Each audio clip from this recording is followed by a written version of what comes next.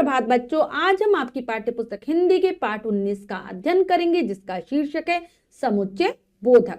तो चलिए पाठ को पढ़ते हैं और जानते हैं समुच्चय बोधक क्या होते हैं, किस प्रकार से हम उनका प्रयोग करते हैं। पाठ को शुरू करते हैं। पाठ 19 समुच्चय बोधक। देखिए, पढ़िए और समझिए।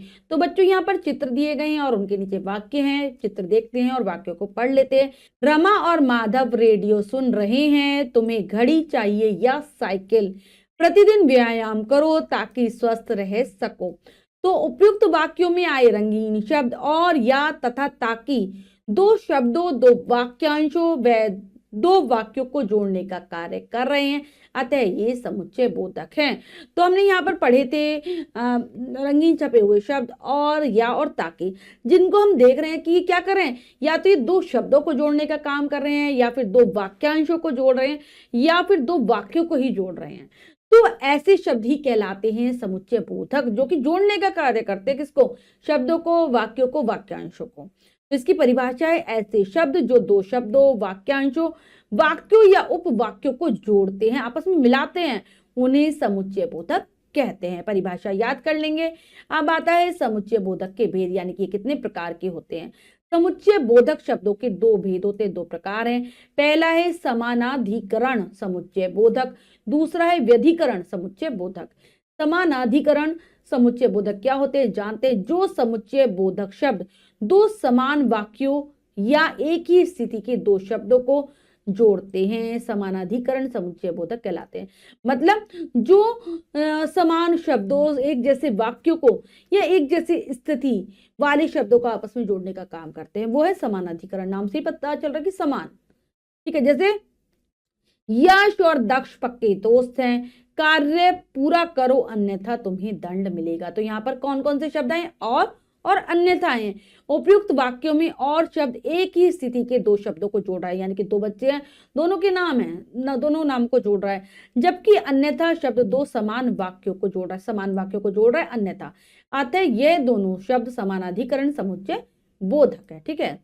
अब आता है ये जो समानाधिकरण समुच्चय बोधक है, उसके भी प्रकार होते हैं। समानाधिकरण समुच्चय बोधक शब्द चार प्रकार के होते हैं। चार प्रकार के शब्दों को हम पढ़ते हैं इसमें। पहले संयोजक, फिर है विकल्पक, फिर है विरोधवाचक और चौथे हैं परिमाणवाचक, ठीक है। ये चारों हैं। तो संयोजक में क्या आता है? तथा, और, व, एवं, अर्थात आदि शब्द संयोजक हैं। ये शब्द आते हैं संयोजक में। विकल्पक में अन्यथा, या, अथवा, चाहे आदि शब्द विकल्पक है। मतलब एक तरीके से ये होते कि ये विकल्प है, ये विकल्प है, ठीक है, ऐसे वाले हो गए। अब आते हैं विरोधवाचक, यानी कि जो विरोध प्रकट करे। परंतु, किंतु, अपितु, लेकिन आदि शब्द विरोधवाचक हैं। आते हैं परिणामवाचक, इसलिए, अथा, अन्यथा, सो, ताकि आदि शब्द परिणामवाचक है। मतलब जो कि बताएं कि ये करोगे तो इसका ये परिणाम निकलेगा, ऐसे हो गए। अब आते हैं व्यधिकरण समुच्चय बोधक। जो समुच्चय बोधक शब्द एक या एक से अधिक आश्रित वाक्यों को प्रधान वाक्यों से जोड़ते हैं, व्यधिकरण समुच्चय बोधक कहलाते हैं। क्या करते हैं ये? एक तो हो जाएगा मुख्य वाक्य, प्रधान वाक्य, और फिर बाकी हो जाएंगे आश्रित, उस पर आश्रित वाक्य, उनको जोड़ने का ये कार्य करते हैं। कैसे? तुम्हें विश्राम करना चाहिए क्योंकि तुम बीमार हो। तो एक मुख्य वाक्य क्या है इसमें? तुम्हें विश्राम करना चाहिए। फिर इस पर आश्रित वाक्य क्योंकि तुम बीमार हो। यदि पवन मुझे बुलाता तो मैं अवश्य आती। तो एक वाक्य दूसरे पर, एक हो गया पवन मुझे बुलाता, ये मुख्य वाक्य हो गया, और इस पर आश्रित हो गया मैं अवश्य आती। तो इनको जोड़ने का काम कर रहे हैं। उपयुक्त वाक्यों में आए रंगीन शब्द क्योंकि, यदि, तथा तो आश्रित वाक्यों को प्रधान वाक्यों से जोड़ रहे हैं, अतः ये तीनों शब्द व्यधिकरण समुच्चय बोधक हैं, ठीक है। व्यधिकरण समुच्चय बोधक शब्द भी चार प्रकार के होते हैं। इसके भी चार प्रकार है। कौन कौन से? हेतु बोधक, संकेत बोधक, स्वरूप बोधक और उद्देश्य बोधक, ठीक है। इनके बारे में जानते हैं। हेतु बोधक, हेतु बोधक यानी कि जो कारण बताते हैं, क्योंकि, इस कारण, चूंकि, की आदि शब्द हेतु बोधक है।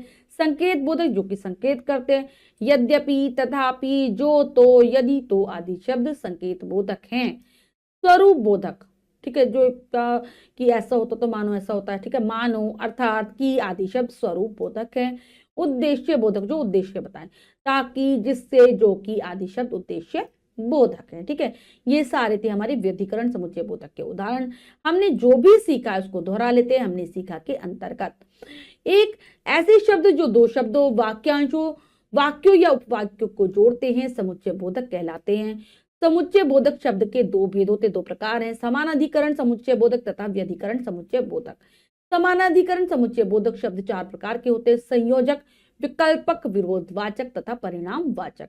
व्यधिकरण समुच्चय बोधक शब्द भी चार प्रकार के होते हैं, ये भी चार प्रकार के हैं, हेतु बोधक, संकेत बोधक, स्वरूप बोधक तथा उद्देश्य बोधक, ये चार प्रकार हैं। तो बच्चों हमने जो भी पढ़ा है उसका अभ्यास कार्य कर लेते हैं। आओ अभ्यास करें के अंतर्गत पहला प्रश्न पढ़ते हैं, करने का प्रयास करते हैं। सही उत्तर वाली गोली को रंगिए। प्रश्न में चार विकल्प हैं, तीन विकल्प गलत हैं, एक विकल्प सही है। सही विकल्प को चुनना है, सही का निशान लगा देना है। करते हैं। समानाधिकरण समुच्चय बोधक शब्द कितने प्रकार के होते हैं? 2, 4, 6, 7। तो ये चार प्रकार के होते हैं।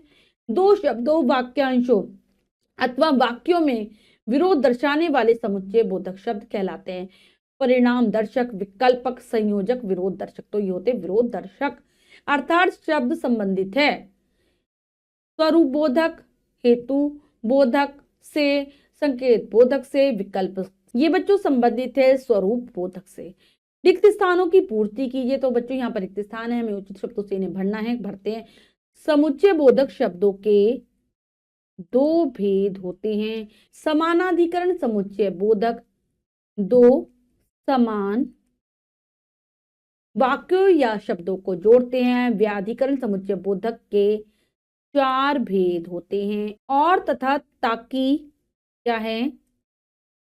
समुच्चय बोधक, समुच्चय बोधक, समुच्चय बोधक शब्द हैं। नेक्स्ट, दिए गए वाक्यों में प्रयुक्त समुच्चय बोधक शब्दों को रेखांकित कीजिए। तो हमें रेखा खींचनी है। दीपक, शिखा और प्रसून विद्यालय जा रहे हैं, तो यहाँ आएगा और। अक्षत गाता ही नहीं अपितु नाचता भी है, तो यहाँ पर अपितु। अध्यापक का कहना मानो अन्यथा पछताओगे, तो यहाँ पर अन्यथा। राजेश ने परीक्षा में नकल की इसलिए उसे दंड मिला, तो यहाँ पर हो गया इसलिए। इसके बाद हमारा अगला प्रश्न है, दिए गए समुच्चय बोधक शब्दों का वाक्य में प्रयोग कीजिए। तो हमें वाक्य में प्रयोग करना है। इसलिए, इसलिए मैं बीमार था, इसलिए विद्यालय नहीं आया। नेक्स्ट है क्योंकि राम परीक्षा में प्रथम आया क्योंकि उसने परिश्रम किया। पढ़ाई के लिए परिश्रम करना पड़ता है, तो वो उसने किया, इसलिए वह कक्षा में प्रथम आया। और इसके बाद दो और हैं, ताकि और मानो। इनका आप स्वयं वाक्य में प्रयोग करेंगे, प्रयास करेंगे करने का। इसके अतिरिक्त भी जो भी कार्य है वो आपको स्वयं करना है अपनी अभ्यास पुस्तिका में सुंदर अक्षरों में। बच्चों, आज हमने पाठ के माध्यम से समुच्चय बोधक शब्दों के विषय में जाना। आशा करती हूँ यह पाठ आपको बहुत अच्छे से समझ आ गया होगा। पाठ को फिर से जरूर पढ़ेंगे। मिलते हैं अगली कक्षा में नए पाठ के साथ। तब तक के लिए स्वस्थ रहिए, प्रसन्न रहिए। धन्यवाद।